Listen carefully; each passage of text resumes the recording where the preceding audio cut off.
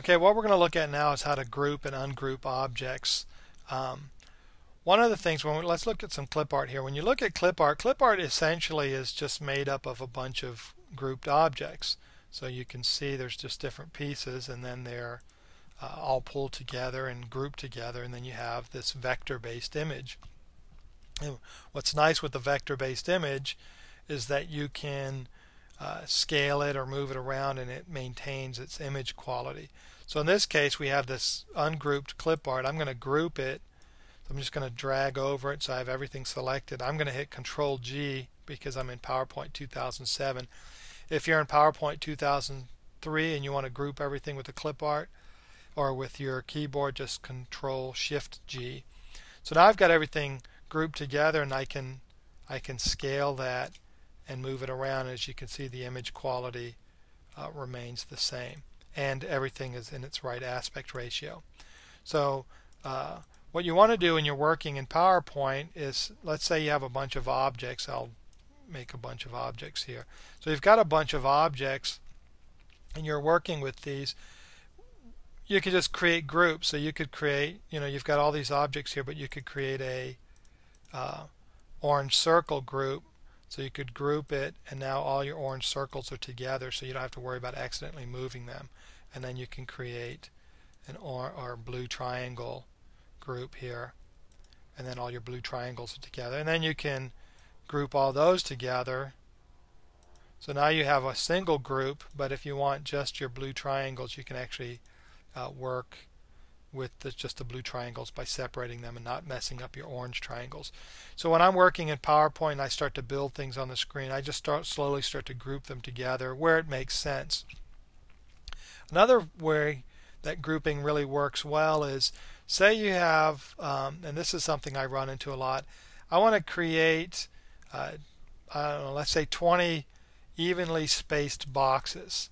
So normally what you're trying to do is figure out, okay, let me see, I've got one box, then I'm going to put two boxes, and then I'm going to copy this, and I've got 4 boxes, I'm going to copy this, and I've got 8 boxes, and you go through and then you're trying to figure out, let me see, how do I have to space my boxes? Well, that gets really time consuming. So what I'll do is I'll take a box and let's say I want them to be square, so I've got a square shape, and then what I'm going to do is I'm just going to duplicate those so they're evenly aligned. I don't even care about whether or not they go over the slide. So I've got 1, 2, 3, 4, 5, 6, 7, 8. We'll add 2 more here. So you can see I've got them there. Now I've got 10, but now you can see, okay, I'm going way past my slide. I'm going to group those, so that's 10 of them, and I can just scale them down, and then I can take this group and duplicate it. Now I've got 20 boxes. I'm going to ungroup here. So I've got 20 boxes. Now the problem I have is they're not on the screen, so all I have to do is group them, take my 20 boxes and line them up so they're on the screen. Now I can hit ungroup, and now I've got 20 evenly spaced boxes. So it's a quick way to line things up by working with grouping and ungrouping. Another nice feature is, say you have, we'll work with this clip art here, and let me ungroup it. So say I have this garbage can. Let me select just a garbage can. I'm going to duplicate that. So I've got the garbage can here, and I can group it. Once it's grouped, what I can do is I can save this as a picture.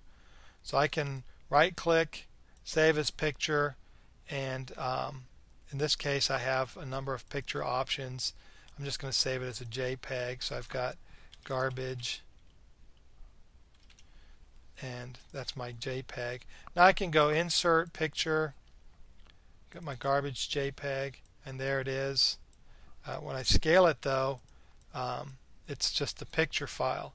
I can't modify this. So let me delete that. What I could do is I could take this picture here, I can right click, I can save as, because it's a group object, I can save that as an EMF file. We'll call this garbage 2. So that's our EMF file. Now what's nice, because I saved it as an EMF, go to Picture, Garbage 2, which is right here, insert it, and what's nice is you'll notice it maintained its transparency. Let me zoom in here. So it's still transparent around it, so I can put it somewhere else. The other thing is I can ungroup this. So it's a vector image, so I can right click, ungroup it, get the message. Let me ungroup it again. So now I've got it and it's a separate image file.